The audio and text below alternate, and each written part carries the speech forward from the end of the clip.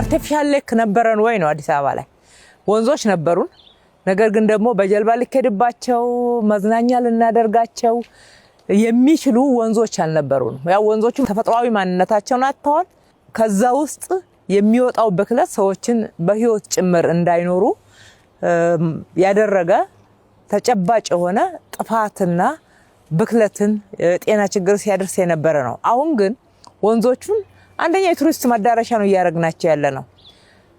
የጤናማ አካባቢ ነው እየፈጠርን ያለ ነው። ምህዳሩን ነው እየጠበቅንበት ያለ ነው።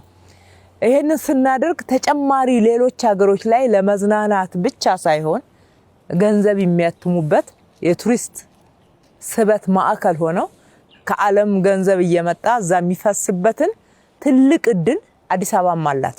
አልተጠቀምንበትም እንጂ ነበራት። ስለዚህ ያንን ነው አይናችንን ገልጠን ያየነው። ዳሞች አሉት፣ ድልድዮች አሉት።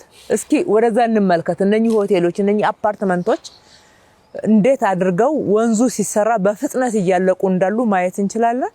ለነሱም ቀን ይወጣላቸው። ልማቶቻችን የተያያዙ አንዱ ለሌላው ግብአት እየሆነ ሀብት መፍጠር እንዲቻል። ደህንነትን ማውራት ብቻ ችግርን ሊፈታ አይችልም።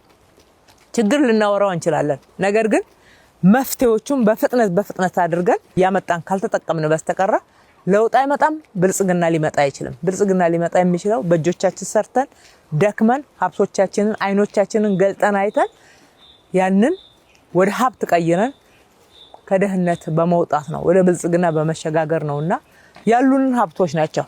ይሄንን ለማድረግ ደግሞ የኢትዮጵያውያን ጭንቅላቶች አይችልም። እጆቻችን ሰርተው እንደዚህ አይነት የሚያምሩ ዓለምን ያስደነቁ ያስደመሙ ስራዎችን ውጤት አያመጡም የሚለውን አስተሳሰብ ቻሌንጅ ከማድረግ ነው የተነሳው።